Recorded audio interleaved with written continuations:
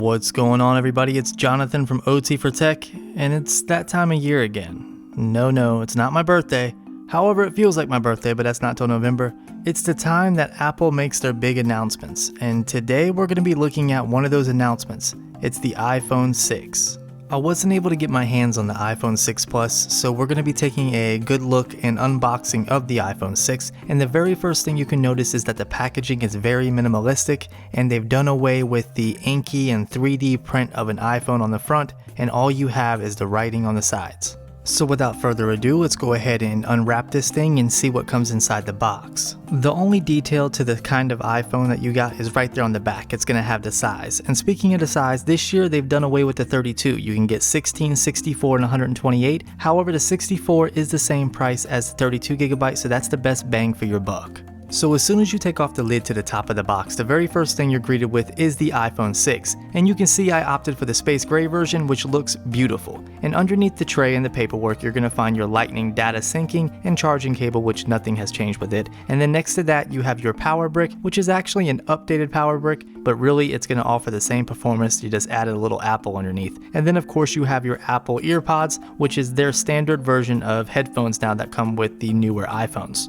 So we'll go ahead and bring the tray back in, which actually has an envelope underneath it, and that holds all the paperwork. If you've ever used an iPhone, you know what the paperwork is. However, some people like that full unboxing experience, so I'm going to go ahead and show you anyways. The very first thing you have is like a user guide. It shows you how to use your iPhone, it shows you the button placement and all this and that. And underneath that, you have some warranty and safety information, and then of course you have the iconic Apple stickers. Peeling the plastic off a brand new device is probably one of the best parts about getting the device, so I had to go ahead and show it on film.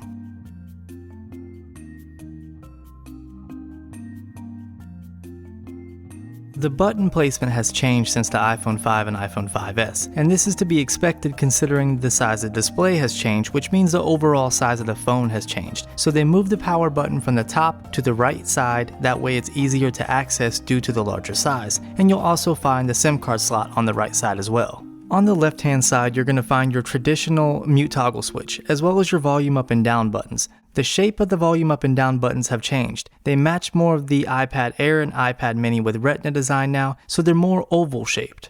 On the bottom of the iPhone 6, you're going to find your speaker grill on the right, your dedicated Lightning charging port in the middle, your 3.5mm headphone jack, and a microphone. And I have to say, just off my first impressions, the speaker seems a bit louder on the iPhone 6 versus the iPhone 5 and 5S. It has a little bit more bass and just overall a little bit more loudness. And that also goes for the vibration. When my iPhone 6 vibrates, it is much more stronger than the iPhone 5 or 5S. At the top of the iPhone 6, you're going to find absolutely nothing. They moved the power button to the right hand side. On the front of the iPhone 6, you're going to find your 1.2 megapixel front-facing camera, which is capable of capturing video at 720p. You have a front speaker grill, your proximity and ambient light sensors, as well as your Touch ID home button. The size of the Touch ID home button has changed, as well as the shallowness. It's not as deep as the iPhone 5 and iPhone 5S, and that goes for the top speaker grill as well. It is also not as deep. It's very shallow compared to the iPhone 5 and iPhone 5S, as you see here. On the rear portion of the iPhone 6, you're going to find the controversial antenna lines, which also house the NFC capability. Now with the space gray version, I have to say they don't look that bad, but I have seen the white and silver one in person and I don't really prefer it.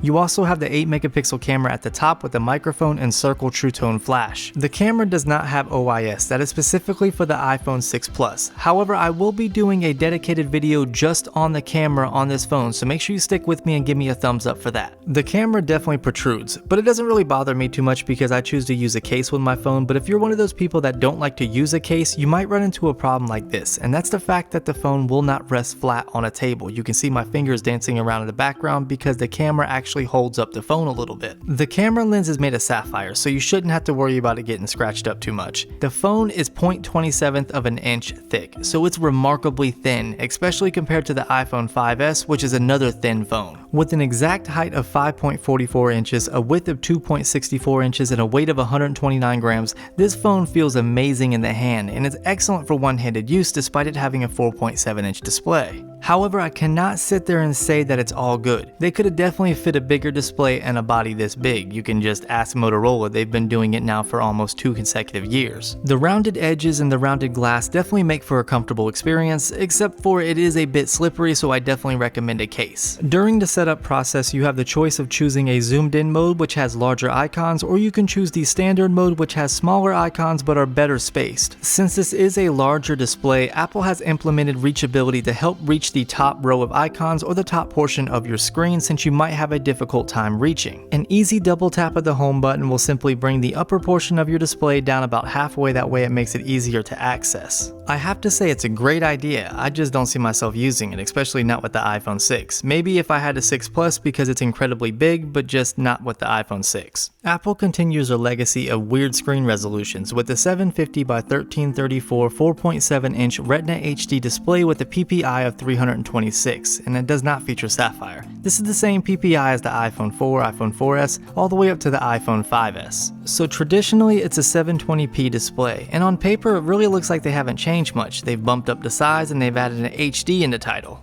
But let me just tell you, man, this is probably the best IPS panel I have seen on a smartphone to date. Viewing angles are insane, viewing it outside is excellent, and color reproduction is on par, so thumbs up to Apple for that. As far as internals goes, you're looking at the A8 chipset with 1GB of RAM, dual-core 1.4GHz Cyclone CPU with a PowerVR GX 6650 hexa-core GPU and the M8 Motion coprocessor. I plan on doing a gaming and benchmark video as well as a couple comparison videos, so make sure you drop me a thumbs up and a like if you want to see those. There was several things that I didn't really address in this video that I'm going to address in the full review, so make sure you stay tuned for that. Well guys, I hope you liked this video. If you did, don't forget to hit that thumbs up button, it really helps out the channel, and don't forget to subscribe so you don't miss any of my new content. And while you're at it, why don't you check out some of my older videos, you might like what you see. Follow me on all my social media networks to have a more one-on-one based chat with me, and don't forget to leave a comment below and let me know what you thought. Of course, as always guys, thank you for watching and all your support, and I'll see you in the next one.